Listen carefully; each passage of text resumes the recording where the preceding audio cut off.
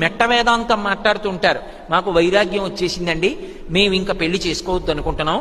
అలా బ్రహ్మచర్యంతో ఉండకూడదు. నీకంత వైరాగ్యం ఉంటే సన్యాసం తీసుకోవాలి. అసలు బ్రహ్మచర్యం నుంచి సన్యాసం మంచిది కాదు. ఎవరో కొన్ని కోట్ల మందిలో ఎవరికో దక్కుతుంది అటువంటి వైరాగ్యం తప్ప అందరికీ అది కుదిరే విషయం కాదు. లేదా గృహస్థాశ్రమం స్వీకరించి సంతానాన్ని కనాలి. అంతేకాని సంతానం కలకుండా నేను బ్రహ్మచారిగా ఉంటానండి అన్న మాట అనకూడదు.